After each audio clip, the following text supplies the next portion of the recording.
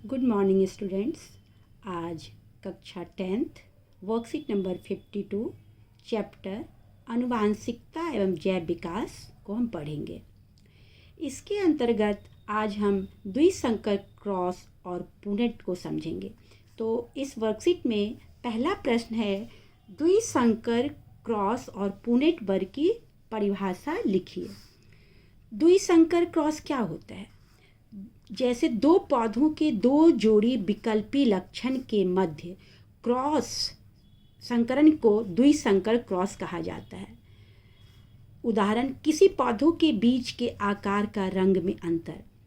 तो आप जानते हो मेंडल ने 7 प्रकार के विकल्पी लक्षण दिए थे, जिसमें से हमें बीज का आकार गोल और झुर्रीदार, बीज का रंग पीला हरा, फूल का रंग बैंगनी सफ़ेद और फली की आकृति फूली हुई सिकुड़ी हुई, फली का रंग हरा पीला और तने की ऊंचाई लंबा और बौना। तो इनमें से हम कोई भी 2 जोड़ी विकल्पी लक्षण को लेकर के हम द्विसंकर क्रॉस करा सकते हैं। अब इसका दूसरा पार्ट है पुनेट वर्ग क्या है। पुनेट वर्ग नामक आरेख के अध्ययन की सहायता से जनकों द्वारा युग्मकों का उत्पादन, युग्मनजों का निर्माण F1 F2 पीढ़ी के संतति को पादपों में समझाया जाता है। जैसे देखो, ये पुनेट का आरेख बनाया हमने। इसमें F1 पीढ़ी को हमने लिया T और T, इसका स्वपरागण कराया। पहले युग्मक को हमने युग्मनज बनाया और फिर दोनों तरफ लिख दिया, फिर इनको क्रॉस करवाया तो ये 3:1 के अनुपात में प्राप्त होता है। इसका फिनोटाइप अनुपात होता है 3:1 और जीनोटाइप अनुपात 1:2:1। यानी कि TT शुद्ध लंबा, कैपिटल T और स्मॉल t संकर, कैपिटल T स्मॉल t संकर और TT शुद्ध बौना।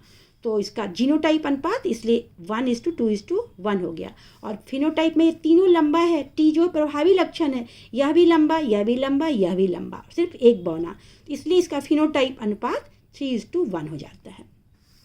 दूसरा प्रश्न है, मेंडल का स्वतंत्र वर्गीकरण नियम लिखिए।